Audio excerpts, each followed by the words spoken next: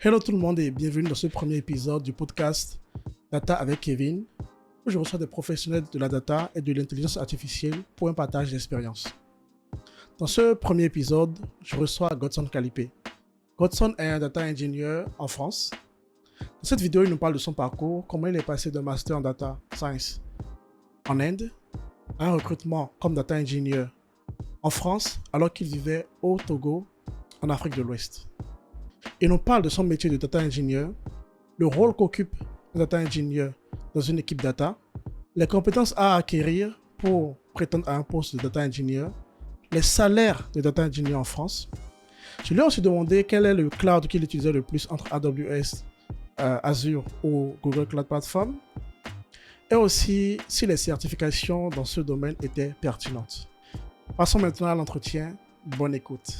Bonsoir Arnaud. Alors, c'est Godson, Arnaud, Kalipé. Qu'est-ce que tu préfères qu'on dise le plus? Je ne sais toujours pas. C'est comme tu veux en vrai, parce que c'est... Avant, c'était Arnaud pour les francophones et Godson pour les anglophones, mais maintenant que j'ai postulé avec un CV sur lequel j'ai Godson, en Oui. France, mes collègues m'appellent Godson, qui sont Ah, ok. francophones. Bah, Godson, Mm. on va préférer Godson pendant, pendant cet entretien alors. C'est ça. Alors, Godson, tu es data engineer. J'ai voulu commencer les podcasts de l'année. Cette année, j'ai commencé à faire des podcasts et j'ai pensé directement à toi d'abord pour un premier épisode parce qu'on n'a jamais parlé de data engineering sur cette chaîne YouTube. Mm. Et puisque je connais data engineer qui est brillant et qui est cloud data engineer en France, et merci déjà pour avoir accepté l'invitation. Avec Je plaisir. sais que tu es toujours disponible pour ce genre de choses, ça fait vraiment plaisir. Donc tout de suite, voilà, j'aimerais que tu nous parles de ton background déjà. Présente-toi, parle-nous de ton background, comment tu es arrivé à devenir data engineer en fait. Mm. Ok, ben merci. Une fois de plus de m'avoir, moi ça me fait plaisir d'être là. Si je peux raconter deux, trois trucs qui aident d'autres personnes aussi à avoir voilà, une idée plus broad du domaine. Ouais. C'est avec plaisir. Du coup, moi, je suis Godson Kalipé, du coup, data engineer pour une ESN. Une ESN étant une société de services en France, basée à Toulouse, du coup, depuis 2 ans. Ok. Donc, j'ai un background de base, développement d'applications. Donc, j'ai fait une licence génie logiciel à l'Université de Lomé. Donc, je suis sorti avec une spé dev web mobile. Hein. À Lomé Donc, au Togo, c'est ça? oui, Super. donc je suis togolais de base. Oui. Et mon stage de student, je l'ai fait avec un framework qui se nommait Codename One. C'était des applications multiplateformes en Java. J'étais chaud pour le dev mobile. Je croyais que ça allait changer le monde. Et mon premier boulot, bah, je faisais du WordPress. Donc, j'ai fait Ah ça ouais. pendant quelques mois. J'en suis pas fier. Bah pourquoi Avant pas? Il y a de... beaucoup de gens qui font du WordPress aussi, hein. Écoute. Tu sais que dans le monde du dev, c'est un peu le Ouais, on bon se après. dit que c'est très facile en fait. C'est C'est ça. des drag and drop. Mais il y a des gens qui vont dans du code il y a des gens qui font du PHP sur WordPress. C'est vrai, c'est vrai. Ouais. Donc, j'ai fait un peu de ça. Ensuite, j'ai enchaîné sur mon premier, on va dire, long contrat, je pense, de 8 mois, toujours dans le développement mobile, donc avec Codename One, dans un cabinet de Lomé qui s'appelle Mediasoft, Ok. où donc j'ai fait du dev mobile, mais j'aimais pas vraiment ça. Je me suis vite rendu compte qu'il me fallait fournir 2 fois plus de travail pour obtenir la moitié des résultats des gens qui étaient vraiment passionnés bon à ça. Ouais. Donc, je savais que je voulais pas le développement, je voulais pas les réseaux, et l'autre option qui se proposait à moi, bah, c'était potentiellement tout ce qui était admin de base de données, parce que je n'avais pas de concept de big data en ce moment. Mm. Du coup, j'ai eu l'opportunité d'avoir une bourse en ce moment de l'Université de Lomé qui était en partenariat avec une université en Inde, donc où je suis parti. J'ai fait un master Big Data Analytics là-bas pendant 2 ans. Ah ouais. Donc, ouais, donc Tu as pu c'était t'intégrer à la culture en Inde?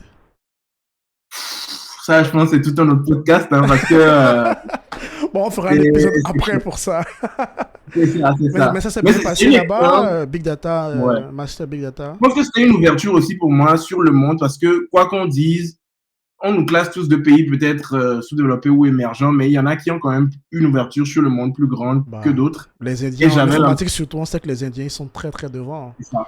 C'est ça. Donc, j'avais l'impression que je découvrais le vrai monde, ce que les gens faisaient dans l'informatique, qui n'était pas de l'informatique de gestion, Ouais. comme on l'appelle chez nous. Donc, gestion de, je sais pas, C'est pas du Word, PowerPoint qu'on fait Non, chez nous non, non, généralement. non. Ou bien Il y avait Excel. enfin, c'est ça, tu vois les projets robotiques, plein de choses qui se passaient à côté. En plus, c'était vraiment une ambiance université où Mhm. tu iras, en fait, c'est libre. Tu peux venir juste valider tes matières ou tu peux profiter des ressources de la librairie, des sociétés, des professeurs expérimentés, des programmes. Tu prendras autant de l'université que tu es prêt à investir, en fait, dedans, quoi. Et Donc, là, on était en quelle année? là, c'était en 2017, donc début 2017. Ok. Donc, de 2017 à 2019, j'ai fait un master Big Data Analytics. Donc, c'était un tiers de vraiment Big Data, donc Hadoop, Hive, Peak, tout ça. Un Ok. tiers de, on va dire, machine learning pur, donc la régression linéaire, toutes ces bases-là, D'accord. euh, en allant donc sur les algorithmes de boosting, etc. Et un tiers de mathématiques, de programmation, des trucs comme ça, beaucoup de Python. Ok. Et donc, j'ai fini ça en 2019 et du coup, j'ai pas mal aimé quand même. J'avais toujours pas de vrai concept parce que Big Data Analytics, tu pouvais sortir data analyst, data engineer, data scientist, je savais pas trop. Yeah. Et je cherchais un job de data scientist parce qu'on m'a dit c'est sexiest job of the Sexiest 20th. Job. Tu sais ça, c'est Oui, depuis oui. 2012. Depuis 2012, ils ont écrit un article, je pense, dans le New York Times. Et c'est resté collé jusqu'à 2017, Ouais, ouais, 2019, par là. ouais. On nous a tous trompés. Hein. Non, L'homme mais de moi en CCS, 2019, un job de cleaner. c'est ça, c'est ça. Donc, moi, je cherchais ça à partir du début de 2019 parce que je finissais, je savais pas sur quoi j'enchaînais. Hmm. Donc, tous les jours, je cherchais. Après, j'ai vu qu'il y avait beaucoup de postings de data engineer. Honnêtement, j'avais aucune idée de ce qu'un data engineer fait. Ok. Mais chaque fois que je tapais data scientist sur les plateformes de recherche d'emploi en Inde, je tombais sur beaucoup de trucs de data engineering. Donc, je passais Ok. mes journées à envoyer des demandes et tout. Donc, j'ai finalement été pris pour un poste de data engineer dans une ville qui s'appelle Hyderabad, où Ok. j'ai donc, enfin, c'est l'une des deux villes IT de l'Inde où, voilà, 8 personnes sur 10 sont informaticiennes. Ok. C'est ce qui fait vivre la ville, toutes les boîtes, enfin, elles travaillent 24 heures sur 24, les day shifts pour les entreprises indiennes et les night shifts pour les entreprises américaines et britanniques, Européenne. c'est ça. Exact. Donc, Ok. c'est vraiment une ville qui respire Haïti. Pour l'anecdote, moi, je me rappelle, étant chrétien, être allé, et ça va faire sens le fait que je le mentionne, dans une Ouais. étude biblique, quelque part, un truc qui a à voir avec l'église. Ouais. Et la première chose qu'on me demande pour me connaître à l'église, c'est tu travailles avec quelle technologie? On m'a pas For demandé, real. À l'église, on te demande quelle technologie. on m'a pas demandé qu'est-ce que je fais. C'est-à-dire, on sait que tu es informaticien. Du coup, tout le monde, même à l'église, voilà, moi je suis avec IBM Cloud, moi je suis avec tel. C'est Waouh, le vraiment flex, tout le hein, monde. le flex. En fait, cette église-là, c'est un réseautage. C'est pour le Exactement. réseautage. Incroyable. Exactement. Du coup, j'ai eu mon premier job donc, de data engineer comme ça. Oui, J'ai fait pendant à peu près 6 mois avant de devoir partir. Donc, à cause de notions de salaire principalement. Tu as un temps pour bosser en Inde après ton diplôme, mais il faut avoir un certain salaire pour maintenir un contrat sur une longue durée, d'accord. ce qui n'était pas mon cas. Ok. Donc, je suis rentré fin 2019 au Togo. Bah, je vais faire court en vrai, hein. Et ensuite, pendant toute cette période-là, je pense qu'on a quand même fait pas mal de choses avec Takumu Oui, Lab. ouais. C'est Donc, la ça, période c'est où déjà parti. on faisait les bots de traduction. On travaillait sur C'est les ça. projets de traduction de Funkbay et du EV en français et anglais. Bon, back and forth, ouais. C'est ça. Donc, voilà, c'était un peu le cheminement jusqu'à ce que je décroche le premier boulot qui m'a permis, en tant que data engineer, de venir en France à Toulouse bosser, puis celui-ci dans lequel je suis actuellement. Donc, voilà. Là, enfin, du coup, tu as été recruté depuis le Togo pour un poste Oui, de data engineer en France. oui. Comment cela s'est passé? Je pense que tout le monde voudrait connaître cette histoire-là. Comment tu te trouves en France recruté pour un poste de data engineer? Déjà, il faut savoir que moi, je voulais pas forcément finir en France. Je voulais, enfin, après l'aventure de l'Inde, je voulais partir dans un autre pays, je sais pas, au loin, Australie, quelque chose Brésil. qui sonnait avec, exactement, qui sonnait avec aventure dans ma tête. Ouais. Mais avec le Covid, donc j'ai eu pas mal de limitations de processus de recrutement qui sont Freeze. figés, Ouais. voilà, qui ont été figés. Et donc, j'ai commencé à postuler pour pas mal de jobs un peu partout dans le monde, en fait. Mm. Et les seuls vrais retours que j'ai eu, c'était de la France. Donc, j'ai eu 2 retours positifs de la France.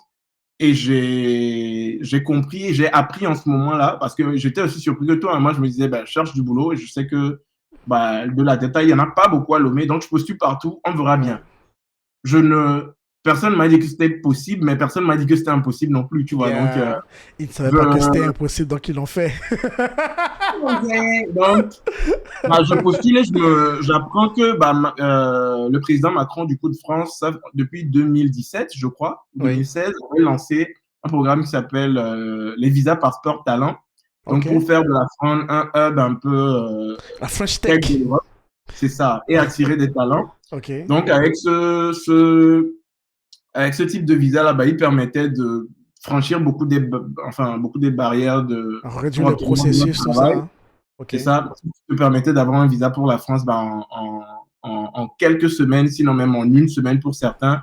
Donc, les critères, c'était avoir au moins Bac+5, bosser dans un domaine tech pointu ou voilà, soit le big data ou l'intelligence artificielle, quelque chose lié à ça. Oui. Avoir un salaire qui est supérieur à 2 fois le SMIC, au moins 2 fois le SMIC de la France. Ok. Donc, à l'époque, c'était plus de 36 000 ou 37 000 euros bruts Ok. par an. Et je crois que c'était ça. Hein. Donc, Bac+5, être dans l'IA et Oui. avoir un salaire de plus de 2 fois le SMIC. Donc, aujourd'hui, ça a évolué vu que le SMIC évolue. Évidemment, aujourd'hui, je pense qu'on est à plus de 40 000, mais c'est Ok. toujours un Bon, qui c'est toujours un existe. programme qui est en cours, en fait. D'autres personnes Oui. peuvent en profiter. Ok. Oui, moi, Moi, je ne enfin, je savais l'ai pas. recommandé à des amis. J'ai un ami qui est venu récemment, grâce à ça, avec qui j'ai fait l'Inde aussi, qui a juste postulé Ah ouais. et qui a obtenu son visa comme ça. Donc, c'est quelque chose. Moi, Et du dans ma coup, boîte, c'est l'entreprise qui t'a recruté ou bien c'était un chasseur de tête? Parce que sur LinkedIn, j'en reçois aussi parfois des messages de chasseurs de tête qui veulent te recruter pour un poste de data engineer, machine learning. Je sais que ça existe beaucoup en France, c'est tout un marché, mais c'est l'entreprise directement ou bien c'est le chasseur de tête? alors, c'est un chasseur de tête qui a mis l'annonce comme s'il était une entreprise. Donc, Smart. je croyais que je postulais à l'entreprise, j'ai été brico privé du coup, mais une fois que j'ai répondu, c'est lui qui est entré en contact avec moi. C'est lui Oui. qui m'a fait tout le processus, un pré-processus de recrutement, m'a briefé, m'a préparé à l'interview avec l'entreprise Ok. avant que moi j'aille avec l'entreprise en fait. Ok, ok, je vois. Donc, voilà. Et comment ça se... Donc, l'entretien, comment ça se passe?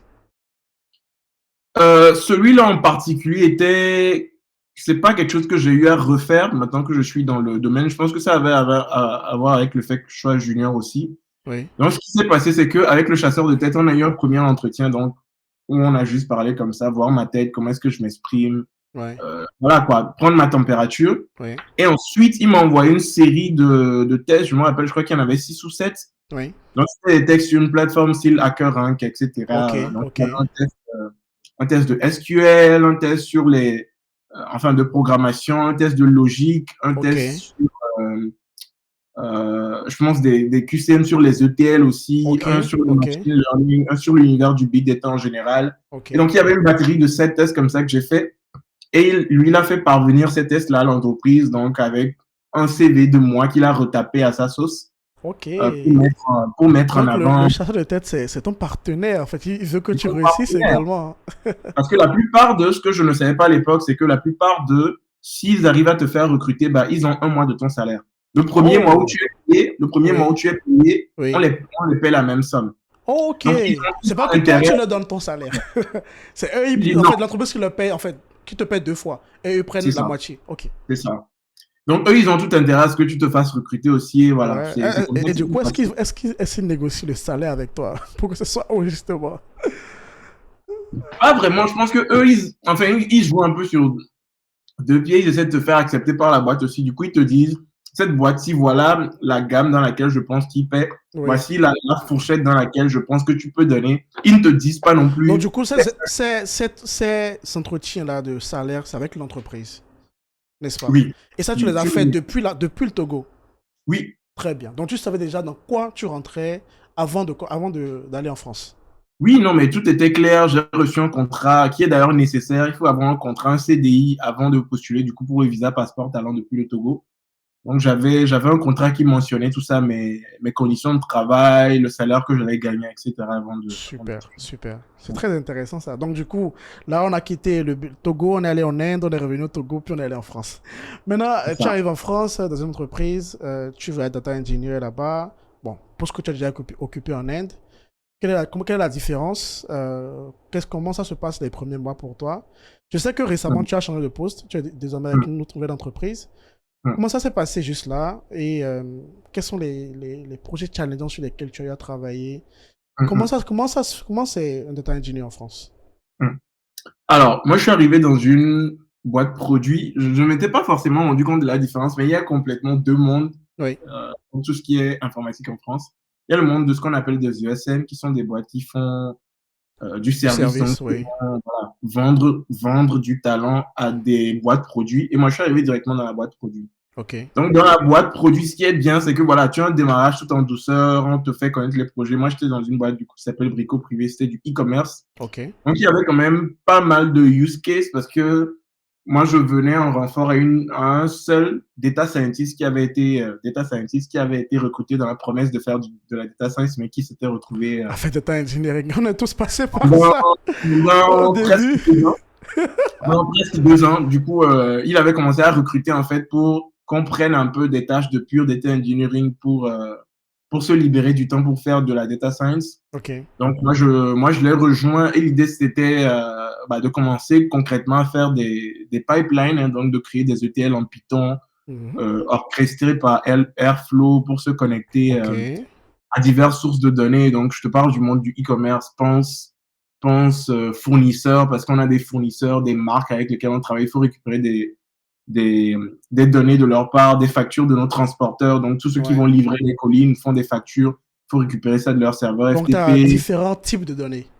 Tu as différents types de données. Il y a de la donnée client, évidemment, sur notre site, l'activité du client, ce qu'il ajoute à son panier. Ça, c'est l'un des premiers projets sur lesquels j'ai bossé. Donc, le clickstream Ok. mobile, parce qu'on avait déjà un clickstream pour le site web, donc le clickstream pour l'application mobile. Mhm. Donc, récupérer des données en temps réel, les exposer dans un data warehouse et enfin les mettre à disposition de manière intéressante pour qu'on puisse demain retracer l'activité d'un client sur le site, peut-être qu'il passe sur l'application, enfin plein de use cases comme ça. D'accord. Et voilà, ben, de la base de données transactionnelle, évidemment, qui est souvent la première source, des outils CRM, Oui. travailler avec la finance, récupérer des données de PayPal, de Oni, tous les systèmes de paiement qu'on utilise sur notre site et où on a des partenaires. Oui. Donc, des données de Là, c'est logistique aussi. beaucoup de données, ça. Différentes Ah ouais, sources de non, mais données. Et ça, c'est beaucoup, c'est bien.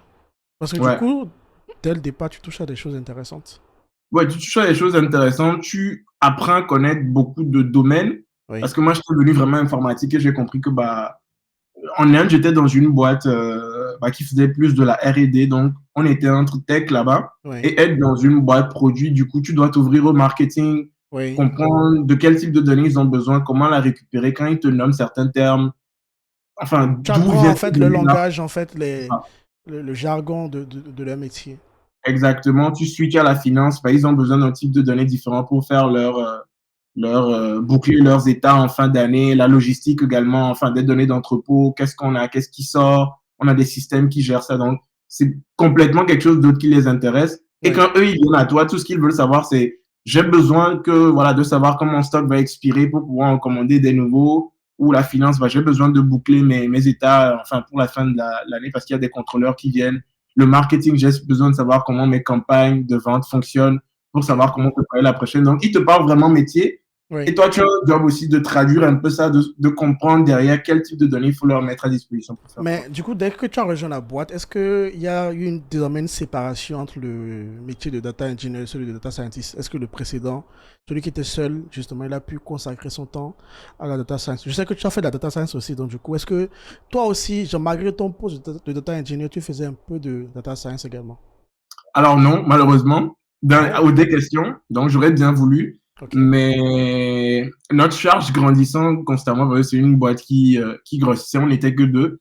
Et l'ambition de data de la boîte grossissant, on a fini par recruter une troisième personne, un visa Super. passeport talent aussi, un russe, au Ok. cas où ça vous intéresse, parce que le visa passeport talent, c'est quelque chose qui est assez Ça répandu veut dire qu'il y a une grosse demande dans le domaine en France, au point où ils sont énormément. obligés de recruter de l'étranger. Ok. Énormément. Nous, on a eu à offrir des contrats à un Brésilien à un moment, enfin, qui ne nous a pas rejoint finalement, mais voilà, c'est vraiment ouvert, quoi. Super.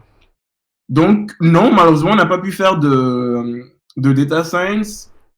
principalement parce qu'on était toujours sous loi de devoir récupérer plus de données, plus de détails, de nouveaux systèmes qui entraient Est-ce en que jeu. vous faisiez également des dashboards, du reporting, tout ça? Au début, oui. Alors, il y a eu plusieurs phases. Au début, on était un peu au four au moulin. On faisait tout ce qui était extract aussi. Donc, on a récupéré les données. Si les métiers ont une question, c'est nous aussi qui répondons à ces questions-là. On était en charge de la gestion de Data analysis également? Oui. Ok. Donc, on était en charge de la gestion du tableau de l'équipe. Il y avait un data analyst qui faisait partie de l'équipe au niveau IT. Après, ça a été réorganisé complètement où maintenant, on avait des data analysts qui étaient dans les équipes. Donc, un data analyst à la finance, un data analyst au marketing, un data analyst à la logistique, et enfin, d'autres qui étaient en train de recruter avant que moi je parte. Et où, je pense qu'au bout d'un an, l'équipe data ne se concentrait que sur la récupération de la donnée et sur l'outillage, donc en mettant en place DBT que tu connais peut-être, pour que les analystes puissent créer eux-mêmes les data marts qui allaient servir au dashboard, etc. Quoi. Mais au début, on faisait tout. Là, enfin, déjà là, s'il y a quelqu'un qui ne connaît pas encore le métier de data engineer, on commence déjà à voir un peu ce qu'il y a à l'intérieur. Si tu devais résumer, en fait, et dire, voilà, c'est ça un data engineer. C'est quoi un data engineer selon Godson? Alors, moi, comment je décris mon expérience, et je crois que ça a été l'expérience de beaucoup de personnes, c'est 3 missions. La récupération de la donnée, donc, Oui. dont l'entreprise a besoin, et la récupération des données périphériques peut-être à l'entreprise. Donc, si elle travaille avec des partenaires et qu'elle a besoin de leurs données, la mise à disposition. Donc, de ces données-là. Donc, c'est bien de les récupérer, mais il faut pouvoir les mettre à disposition. S'il faut un outil d'exploration de la donnée pour les métiers ou pour ceux qui en ont besoin, il faut pouvoir mettre ça à disposition. Donc, mise à disposition, ça veut dire aussi l'outillage pour pouvoir le requêter, l'outillage pour pouvoir la transformer si vous n'êtes pas en charge de la transformation. Et ensuite, la maintenance un peu de ton environnement de data warehousing. Donc, tu crées des pipelines, donc récupération de l'information et tu la mets à disposition, mais quelque part, tu as un environnement où tu gardes ces données-là. Donc, tout ce qui est design de table, de manière efficace, etc. et maintenance même physique, enfin physique, mais voilà, si tu as un cluster qui nécessite de la maintenance, c'est moins le cas sur GCP que sur AWS, tu as besoin d'avoir l'attention là-bas aussi. Alors, ça m'amène vers une question directe par rapport aux compétences nécessaires pour commencer une carrière justement de data engineer. Quels sont les essentiels? C'est-à-dire, là, quand on veut recruter pour un poste de data engineer, ces compétences de base, tu dois les avoir, sinon tu es disqualifié. Je crois que je veux mettre la nuance aussi avant de répondre à ta question, parce que là, quand tu m'as dit c'est quoi un data engineer, il faut savoir que dans chaque boîte, un data engineer fait des trucs différents. Parfois, ils vont faire un peu de data science, un peu de data analysis. C'est encore très présent que, voilà, d'un data engineer à l'autre, on se rend compte qu'on ne fasse pas du tout la même chose. Ok. Bon, mais déjà, selon que tu sois sur un produit aussi, sur du service également aussi, j'imagine. Exactement. Je pense que les deux trucs qui sont...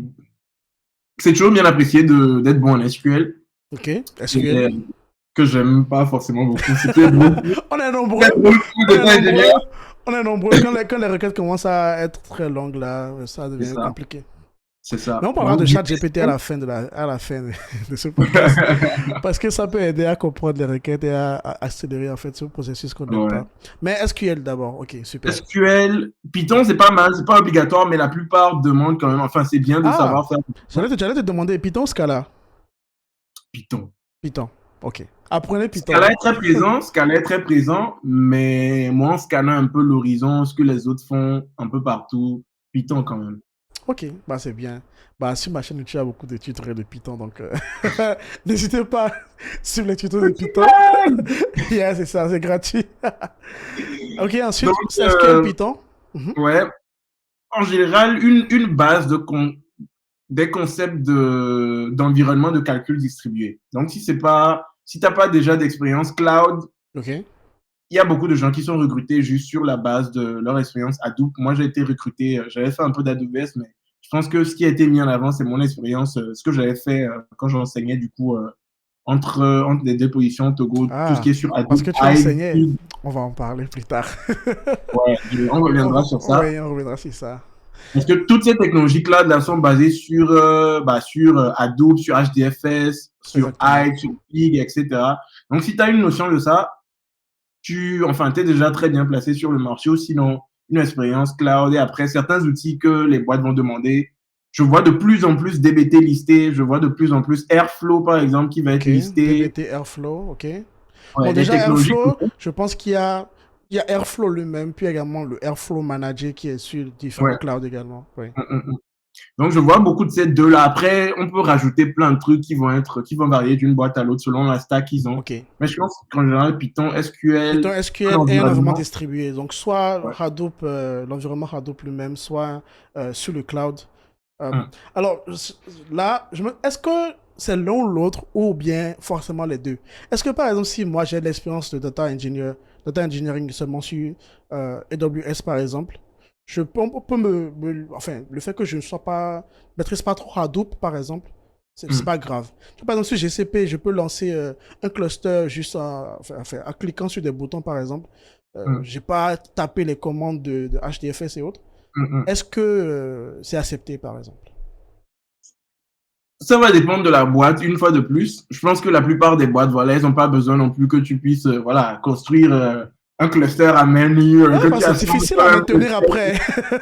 Ben voilà, c'est pas forcément ça l'idée. Oui. Mais après, l'idée que tu comprennes un peu ce qui se passe sous le capot, c'est quand même intéressant. Surtout que je n'ai pas mentionné ça, mais dans ma première expérience, j'ai eu à faire un peu de Terraform au début. J'en fais, je suis dans une Ok. boîte où je vais être amené à en faire beaucoup plus maintenant Ok. parce que c'est vraiment plus une boîte DevOps. Mais il y a des compétences DevOps qui sont requises aussi par beaucoup de boîtes. Ok. Parce que bah, même s'il y a une équipe DevOps, en général, ce qu'on va peut-être vous demander de faire, c'est de mettre en place votre propre infra data parce que c'est vous enfin, vous savez ce que vous faites. Ouais. Donc, c'est quand même bien d'avoir une idée, mais si tu n'as que de l'expérience cloud, tu cliquais, il y a plein de boîtes qui veulent déjà te recruter. Hein, donc, ouais. Super. Donc, du coup, toi, tu utilisais quel cloud? Ou bien est-ce que c'était que tout était géré par vous-même? C'était cloud ou c'était on-premises? Alors, moi, j'ai commencé mon premier expert cloud, c'était du GCP. Donc, ça, c'était ma deuxième année de master en Inde. Donc, le projet de soutenance que j'ai fait pendant un an, c'était sur du GCP. Oui. Donc, j'ai utilisé pas mal de GCP. Ensuite, la première boîte que j'ai fait en Inde, c'était du AWS. Ok. Euh, euh, Brico privé, du coup, ma première boîte en France, du AWS. Et là où je suis actuellement, je suis arrivé pour faire principalement du AWS, mais j'ai été réamené à faire du GCP. GCP, pas pour me déplaire jusque-là, mais ouais. Ok. Alors, si tu devais choisir AWS comparé à Google Cloud Platform ou Azure, qu'est-ce que tu préfères? Alors, moi, j'ai mon avis. Je veux savoir le tien d'abord. Moi, j'ai une préférence. Ouais. Ok, j'espère que je vais me donner le tien Oui, aussi. bien sûr. Ok. Azure, je connais pas du tout. Je crois même pas que je sache à Je quoi pense ressemble l'interface. on va tous bientôt passer sur Azure à cause de ChatGPT. Ah ouais? Ce serait pas étonnant. Ah d'accord. Mais oui, dis-moi, ouais. Donc, Moi, du je coup, suis Azure éliminé, clairement, quelle est ta préférence alors entre AWS moi, je et... suis clairement AWS pour plein de raisons. Je pense qu'on va rentrer dans certaines aussi. Ok, On ne m'a pas demandé contractuellement de mentionner. donne-moi deux raisons. Deux raisons. Plus de services, et Oui. pas que plus de services pour le nom, mais plus de services pour vraiment choisir des choses spécifiques qui, voilà, pour le même besoin, tu as peut-être deux, trois alternatives où tu peux choisir, voilà, des choses plus spécifiques. Et deux, parce que, bah, moi, personnellement, je pense que je suis biaisé dans ce sens-là, parce que c'est l'expérience que j'ai eu le plus. C'est un cloud que j'ai beaucoup dit, enfin, creusé.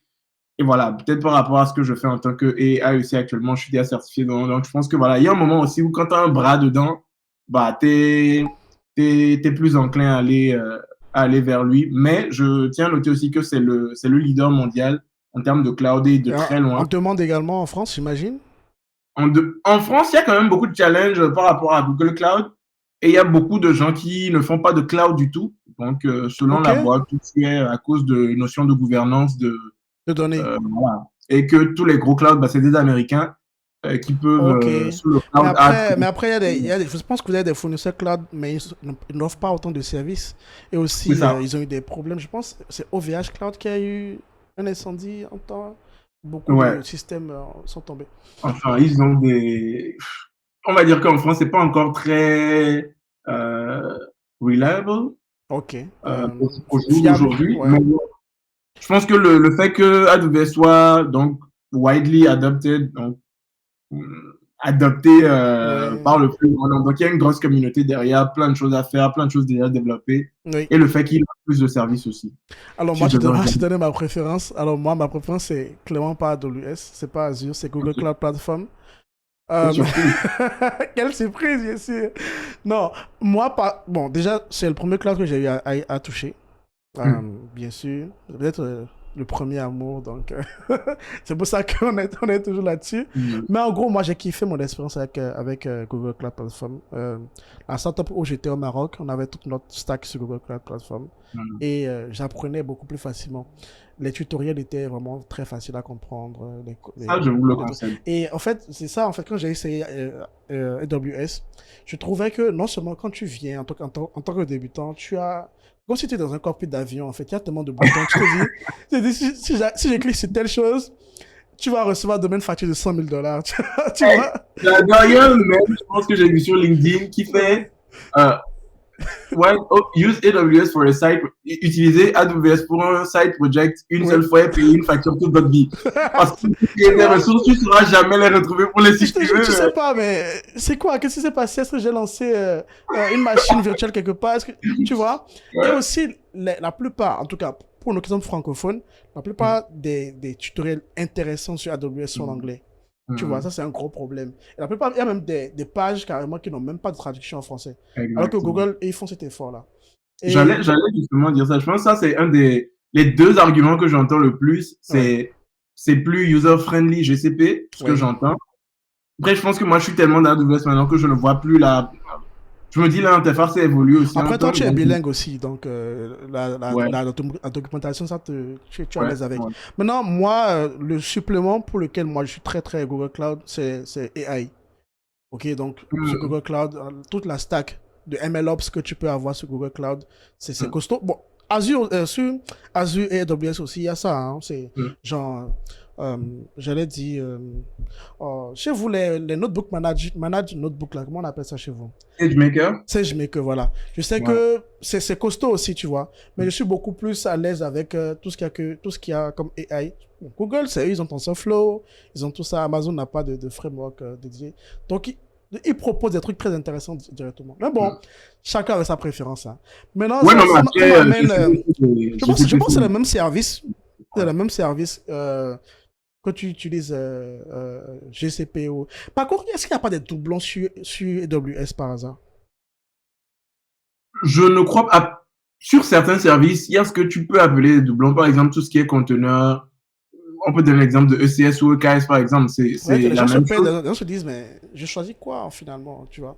Mais après, c'est plus pour de la facilité parce qu'on se dit, ECS a fait exactement ce que EKS fait, mais Ouais. ils ont créé EKS pour que si tu as déjà ton environnement Kubernetes Tu on-premise, l'amènes directement en fait. Ok, exactement. Donc, yeah, yeah. parfois, c'est pour la convenience qu'ils font des services qui font à peu près la même chose. Ok. Alors, on va parler des certifications, justement, certifications cloud. Est-ce que tu Hmm. penses qu'ils sont importants? Si moi, j'ai utilisé le cloud, je suis bien dans le cloud, est-ce que c'est important pour moi de passer la Pardon. certification? Je pense que ça montre quand même ton niveau d'expertise. Ok. Euh, je pense que le monde où on est actuellement, enfin, tu peux passer une certif et pas être très bon. Moi, je connaissais une personne que je ne nommerai pas parce que je sais pas si mais sans y connaître grand-chose enfin, en tant que solution architecte, quand même, je pense qu'il a potassé des tutos pendant 3 semaines. Il est allé passer la certification. Il a eu juste pour la m'aider. Je pense que ça, beaucoup de gens le font. Donc, tu peux Ouais. faire ça, mais après, ça te donne quand même un cachet. Je pense qu'au-delà de montrer quelque chose aux autres, il y a tellement de choses à apprendre. Et là, tu gagnes confiance aussi, j'imagine. Et ça, tu te dis, bah, ça fait un moment que je bosse avec ça. Si eux, ceux qui ont créé la solution, disent que je Je suis suis certifié, certifié. ça veut dire que je connais quand même quelque chose, tu vois. Donc, je pense que c'est aussi pour soi-même aussi, pour valider ses connaissances et Ouais. attaquer le problème avec plus de confiance. Donc, j'imagine que tu es certifié du coup.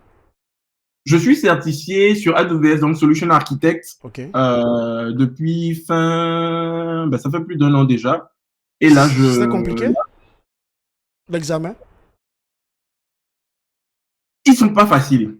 Il faut Ok. pas se dire que tu vas y arriver les mains croisées non plus, quoi. Faut avoir Euh, touché, faut avoir une idée. Mais après, ça reste des examens. Donc, après toute ton c'est le expérience, format QCM également, comme chez Google Cloud. Le format QCM, je pense que c'était 65 questions en combien de temps d'ailleurs? C'est en 3 heures. Google Cloud, Ouais, c'est c'est 65. 60 questions en 2 heures. Donc, Ah, tu as d'accord. une question en 2 minutes. Donc, Donc, c'est 65 donc, questions. tu recommanderais de passer la certif pour une personne qui Ouais, mais s'intéresse à moi, AWS. je recommanderais de passer celle-là. Après, je viens de passer Terraform, qui est plus général parce que je vais être amené à faire plus de code infra. Oui. Et là, je prépare la AWS Data Analytics là, pour la fin du mois de février. Bah, Donc, super. maintenant que je le dis dans une vidéo, il faut que je le passe. Oui, Voilà. tu sais, enfin, j'espère que le maximum de personnes regarderont la vidéo. Si vous regardez la vidéo, allez dans cette DM en février, demandez-lui, est-ce que tu es certifié? Bah, on te souhaite du courage et de bonne chance pour ça, hein. Merci, merci. Une question que je me pose, une autre question. J'ai vu que tu es désormais certifié Authorized Instructor. Hmm. Donc, c'est quoi Authorized Instructor? On a parlé tout à l'heure, tu as eu une brève expérience d'enseignement Hmm, hmm, quand tu étais au Togo. hmm. Voilà, est-ce que c'est quelque chose qui te passionne? Tu sais, moi, je kiffe, j'aime beaucoup partager mes compétences, tout ça. Je ne m'en souviens Et jamais. est-ce qu'il y a un Authorized Instructor? Bon, je sais pas s'il y a un Authorized Instructor pour Google Cloud. Mais par contre, pour Amazon, c'est quoi en fait? Et comment tu t'en sers? À tout moment, arrête-moi parce que je suis tellement passionné par ce truc que je risque de me tromper. Donc, à tout Bah, moment, t'inquiète. arrête-moi, mute-moi, fais ce que tu veux. Mais je vais essayer de faire ça court. Ok. Donc, moi, j'adore l'enseignement. C'est quelque chose que j'ai toujours voulu faire. Je pense que je finissais mon master, je pensais faire un PhD après quelques années d'expérience, juste pour l'unique raison de pouvoir enseigner. Yeah, Donc, j'ai fait la même chose. c'est quelque chose qui me passionne assez. J'ai déjà eu enseigné donc au Togo dans une université privée à SGIS. Du coup, je donnais des cours Big Data, Yeah, enseigner des langues aussi parce que j'adore les langues étrangères également. Donc, le français, pendant 2 ans, j'ai enseigné en Inde. super. Et donc, moi, je ne savais pas que, je connaissais pas le programme. Il y a un programme qui s'appelle le programme AAI, donc Amazon Authorized Instructor, Yeah. programme du coup que AWS a, qui n'est pas un programme auquel tu peux t'inscrire, mais c'est un programme soit sur recommandation, soit Amazon ou un de leurs partenaires te contacte.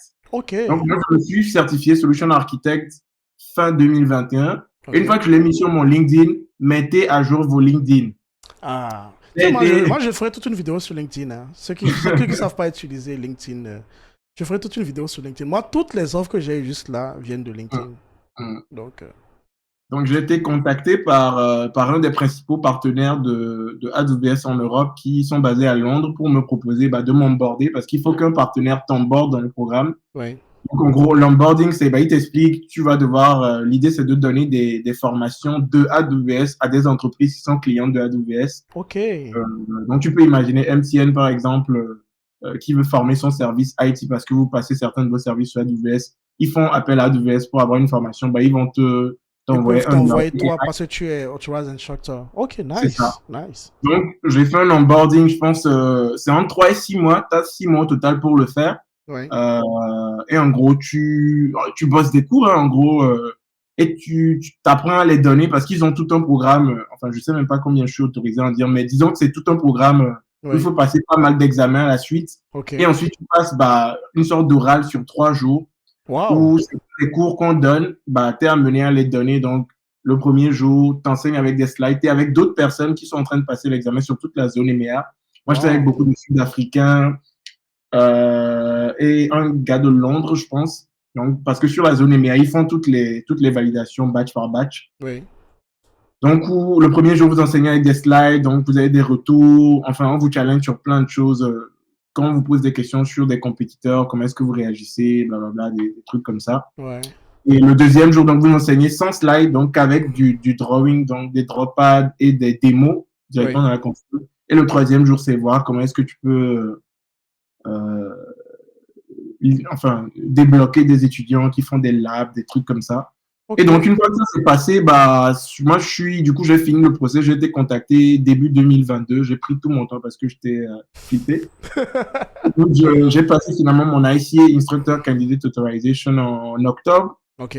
J'ai été validé là. Et j'ai commencé à donner des cours directement. Donc, j'ai eu mon premier cours là, avec comment il s'appelle? Capitec Banque, c'est je pense la première banque de retail en Afrique du Sud. Donc, c'était pour une boîte sud-africaine Super. où ils envoient leur service IT hein, pour que tu leur... Donc, il y a plusieurs cours. Il y a des cours de un jour, des cours de plusieurs jours Ouais. que tu donnes. Et c'est un programme rémunéré.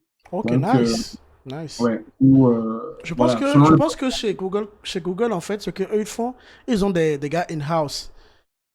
Donc, il n'y a pas un programme pareil pour ça. Donc, du coup, par exemple, si tu es une entreprise, tu veux utiliser Google Cloud, ils vont t'envoyer leurs ingénieurs directement. Je pense qu'ils ont une équipe comme ça qui s'occupe des clients. Je pense qu'il doit y en avoir. Il doit y avoir aussi des solutions architectes chez AWS également aussi. Hein. Oui. Ils ont tout un département training and certification. D'ailleurs, Ok. quand à un moment, ils m'avaient proposé de rejoindre, mais ils ne font que ça. Donc, ça s'appelle vraiment Training and certification. training and certification. Donc, l'idée, j'ai mon Mac qui risque de s'éteindre à tout moment. Donc, je vais juste... Ok, prends ton temps pour le charger. Mets-le en charge. C'est bon? Ouais, c'est bon. Donc, ils ont Ok. une training and certification, mais je pense qu'ils ont tellement de demandes qu'ils sont en train d'outsourcer. Donc, on travaille avec la training and certification. C'est tout un même univers. C'est juste qu'il y a des instructeurs qui sont chez Amazon, il y en a qui sont en freelance. Et voilà, quoi. Donc, ils envoient selon la dispo, selon la zone où tu es, Ok, etc. d'accord. Bon, du coup, on a parcouru beaucoup de sujets déjà. Il y a beaucoup de demandes en data engineering en France et je pense dans le monde aussi, hein, parce que les gens, ils ont compris que ça ne sert à rien d'avoir un data scientist s'il n'a pas assez de données, en fait. Et si les données sont en silo, par exemple, aussi. C'est une problématique que je connais très, très, très bien. Je connais très, très, très bien. J'en parlerai peut-être dans d'autres vidéos. Mais quand tu arrives dans une entreprise, il y a en fait les architectures il y a des trucs qui doivent être en place quand même d'abord. Donc du coup, le besoin est grandissant. Même en Afrique de l'Ouest d'ailleurs, hein, j'ai déjà eu des offres, que ce soit à Abidjan ou à Dakar, des offres pour data engineering. Il y a de plus en plus ça demande en Afrique de l'Ouest aussi. Et par contre, je sais pas en Afrique quels sont les clouds les plus utilisés. Je vais pas, des fois je vais dire AWS, mais je sais que beaucoup d'entreprises en Afrique utilisent Microsoft, donc du coup, Azure doit avoir de gros marchés ici. Et en plus, ils sont installés au Nigeria. AWS aussi vient de s'installer aussi au Nigeria, à Lagos à côté. Donc, ça va en grandissant ici également. Je veux là maintenant, par rapport à la France surtout, quelles sont les tranches de salaire pour les data engineers? Et est-ce qu'ils gagnent mieux que les data scientists? C'est très, très important.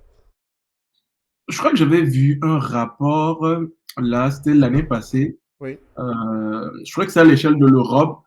Et pour les entry level, donc pour tous les jobs entry level dans la data, ce sont Oui. les data engineers qui sont mieux payés là actuellement. Wow, ok. Donc pour, euh, pour gagner mieux, je pense que les seuls qui étaient classés mieux, c'était les data architectes.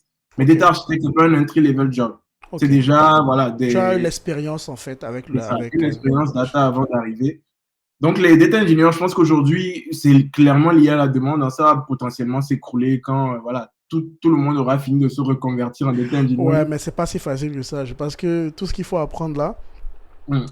je pense que En vrai, moi, il y a ça se pas mal de mérite. programmes. Moi, j'ai énormément d'amis là, qui se sont reconvertis cette dernière année de l'ingénierie mécanique, Ah des ouais? réseaux, de l'ingénierie. Même beaucoup de Enfin, data scientists aussi, hein, sont en train de faire ah non, mais moi, j'ai la énormément de gens. Ça transition. te choquerait, hein, des gens viennent du monde de la physique, du marketing, tout. Mais et il y a plein de programmes comme ça. Les entreprises comme Capgemini, par exemple, ils ont Ouais. des programmes où ils te forment sur 4 5 mois et ils te recrutent eux-mêmes en tant que data engineer. Donc, il y Waouh. a une conversion incroyable actuellement dans le data engineering. Bah, c'est bien. Peut-être que ça va changer. Mais On est ouais, dans quelle tranche en termes d'euros? ça va dépendre de ta ville aussi. Parce que, bon, en France, il y a l'île de France avec Ouais, où Paris. les salaires Et sont il y a le très reste. élevés là-bas. C'est Donc, ça. c'est la Et le Silicon reste, Valley en fait de la France, on va ouais. dire. Donc, je pense que tu es quand même autour de 40 parce que moi, je suis arrivé, j'ai démarré juste au-delà des 2 fois le SMIC. Je pense que j'ai démarré à 38 ou à 39 000. Ok. Et aujourd'hui, je pense que bah, pour avoir un visa passeport talent, il faut déjà être à 40 000. 40 000 euros. Et la plupart On est des... en brut ou on est en net? On est en brut. On est en brut, ok. On est en brut. Donc, je pense que Donc, du coup, je pense que les entry level, ils ont déjà augmenté.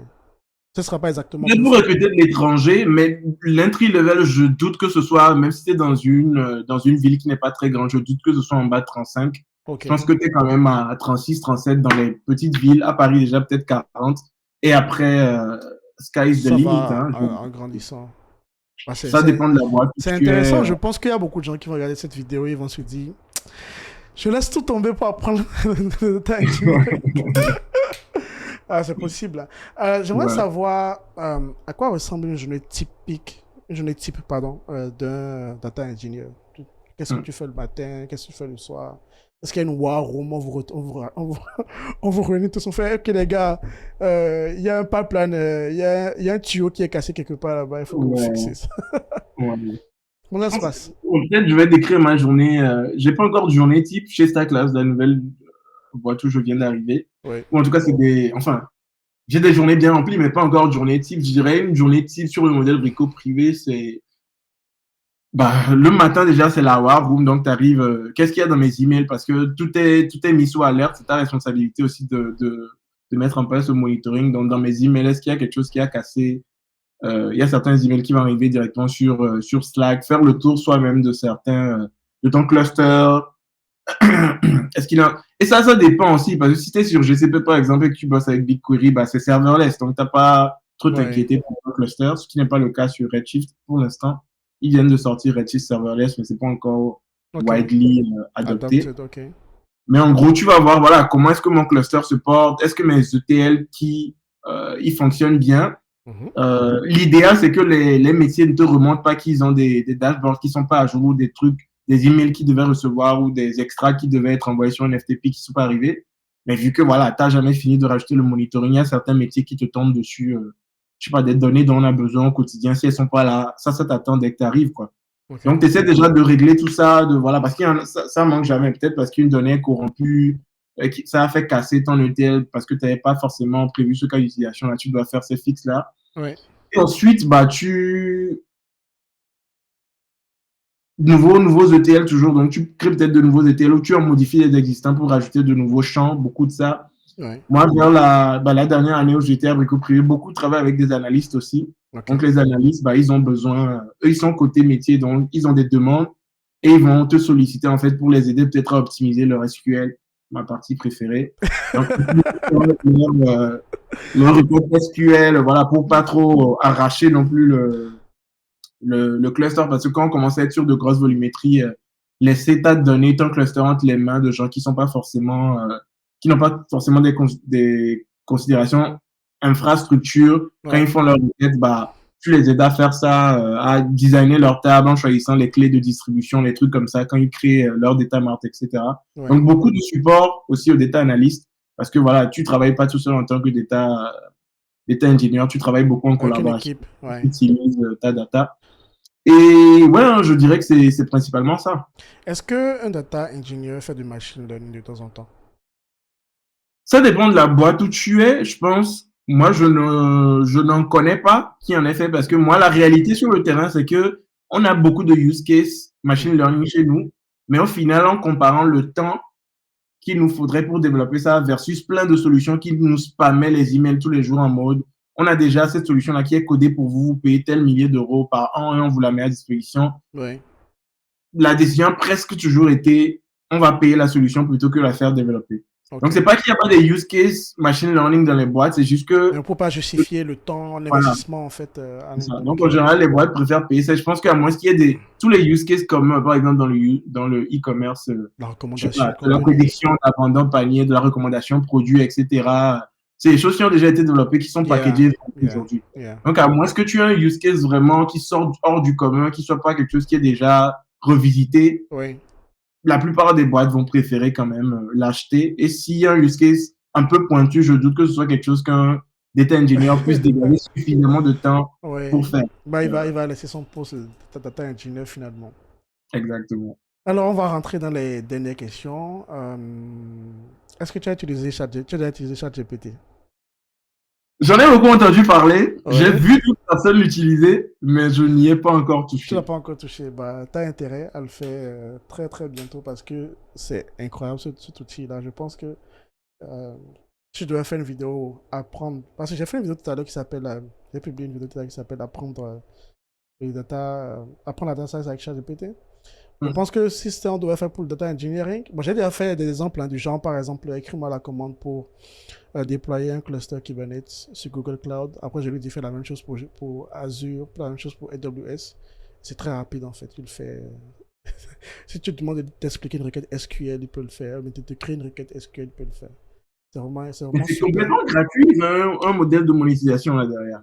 Alors, c'est gratuit pour le moment, mais, Hmm, enfin, c'est une review. Enfin, puisque derrière, en fait, il y a du reinforcement learning, ok? hmm, Donc, il y a quand même des humains qui lui apprennent à ne pas dire des bêtises. hmm. Donc, nous qui l'utilisons, quelque part, on est en train de l'entraîner aussi, quelque part. Tu vois? Donc, mais c'est une démo, c'est une preview. Hmm. Mais je pense que Azure va bientôt faire un truc derrière avec. Il y aura une API qui sera disponible avec un mode de paiement, je suis sûr. Ouais, le truc, il est trop bien pour qu'il laisse ça sans se faire de l'argent dessus, je suis sûr. Ah, mais là, j'entends parler que de ça, là, sur tous les Ouais. réseaux sociaux. Euh, je pense que on va en entendre parler beaucoup en 2023. Et Hmm. je t'encourage à essayer pour voir ce que c'est et Et- comment c'est bien. Alors, une autre dernière question. Est-ce que tu reçois des offres depuis l'Afrique en data engineering? Malheureusement, non. Malheureusement, non. Ok. Malheureusement, non. Bon, peut-être, c'est Euh, peut-être un problème de salaire par rapport à l'Afrique, puisque tu es payé en euros là-bas. Et si on fait l'équivalence ici, ce n'est pas les salaires moyens que les gens ont ici. je Même pense si les pas. salaires des data engineers ici sont élevés aussi, hein, je pense Hmm, que. Mais bon, peut-être qu'il n'y a pas la demande, elle n'est pas aussi grosse qu'en France, peut-être. Je n'en doute pas. Je pense que, déjà, je pense que les recherches sont faites aussi par rapport à la localisation. Parce Oui. que moi, ça, j'avais déjà fait une série de tweets sur ça. Ça m'a choqué quand j'ai déménagé en France et que j'ai mis ma localisation de Toulouse. Je pense Ouais. que j'ai déjà passé une semaine où j'avais pas Des chasses de tête. plusieurs demandes de. Du coup, je me Ouais. suis dit, non, mais c'est quoi ce monde où moi, j'ai envoyé 1000 demandes de travail là en 6 mois. Ouais. Et tout d'un coup, bah, c'est moi qui dois dire, non, non, non, je suis pas intéressé alors que je le suis. Mais bon, on ne peut faire qu'un job à la fois. Ouais. Et je pense que ils ont leur filtre aussi, quoi. Ils choisissent des gens qui vivent déjà peut-être dans ce secteur et peut-être ce serait à moi aussi de me positionner là où je veux être contacté pour bosser, quoi. Donc, Hum, je suis un jeune étudiant en Afrique et je vais apprendre data engineering comme toi. hum, Il y a pas forcément un programme dédié pour ça dans hum, mon pays. hum. Comment je fais? J'essaie de pas donner le truc cliché en mode assurance. Ouais, je m'attends à ce que tu me donnes des ressources précises. Je m'attends à ce que tu me dises des ressources précises. Tu me dises, par exemple, va apprendre Python sur la chaîne de Kevin Deji là. Ça, c'est immanquable, hein. Tu fais pas ça de la culture recrute. Puis après, va apprendre SQL ici.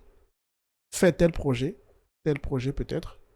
Et apprends tel cloud. Et, et voilà. Et voici comment tu peux montrer en fait. Alors, on parlait tout à l'heure des certifications. Si tu peux mettre ta main sur un compte. Il y a tous les comptes, tous les clouds ont des trials gratuits et tout. Ouais, Je sais que tu as $300 de gratuits. crédit, oui.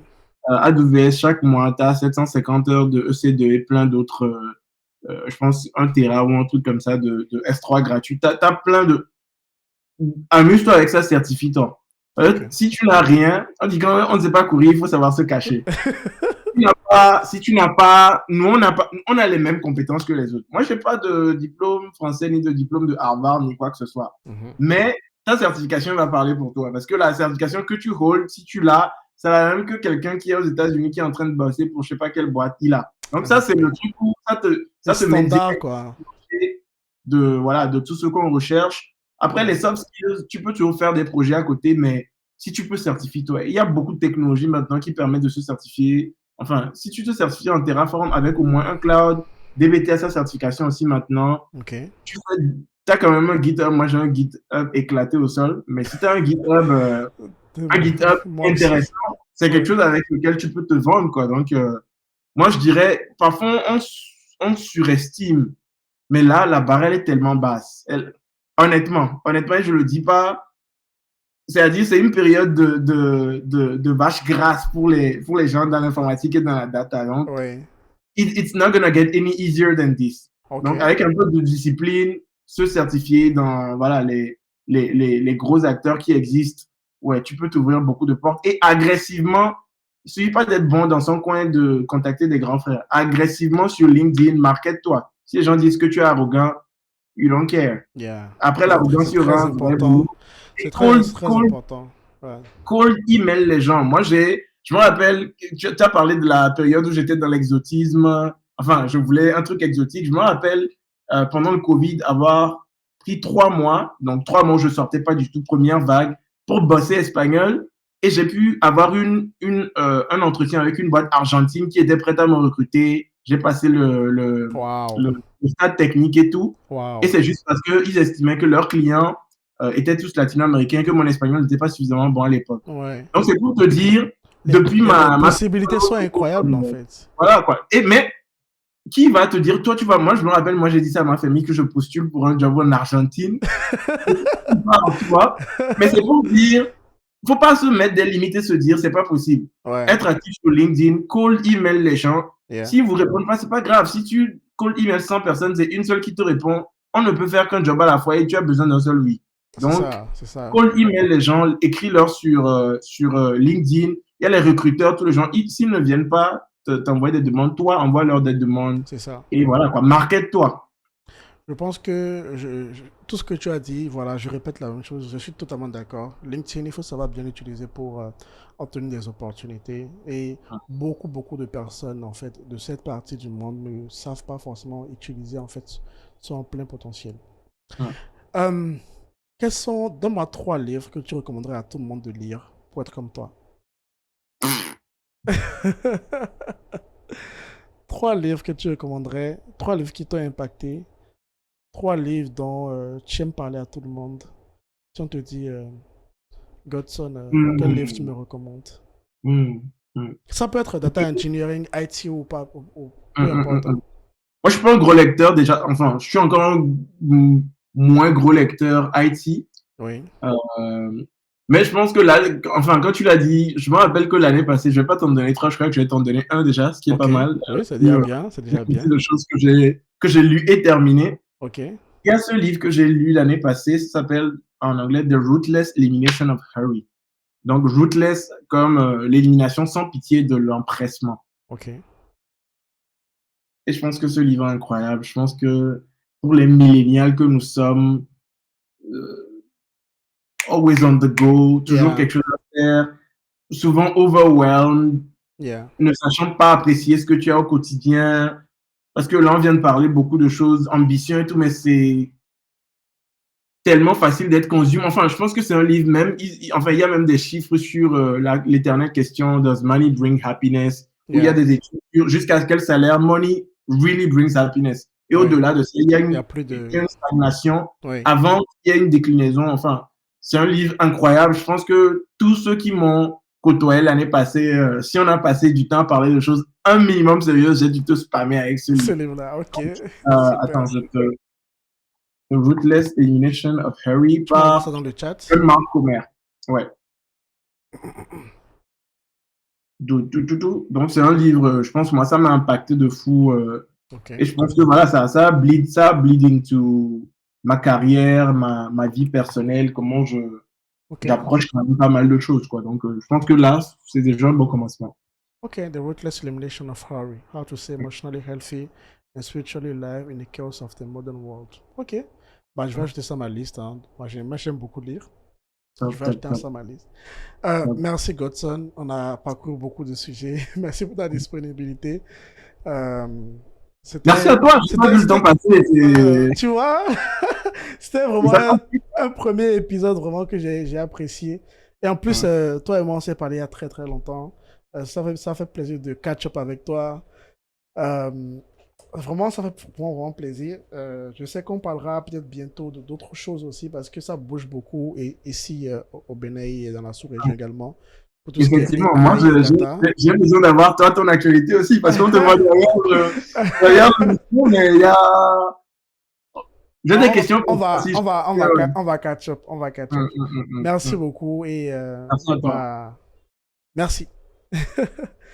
Merci d'avoir suivi cette vidéo, ce premier épisode du podcast Data avec Kevin. Si vous avez aimé, n'hésitez pas à liker, à commenter, à vous abonner, surtout pour ne rien rater des prochains épisodes de ce podcast. Et aussi, si vous connaissez quelqu'un, une personne qui peut partager son expérience avec nous sur cette plateforme, sur cette chaîne YouTube, N'hésitez pas à suggérer dans les commentaires ou par mail. Merci et à la prochaine.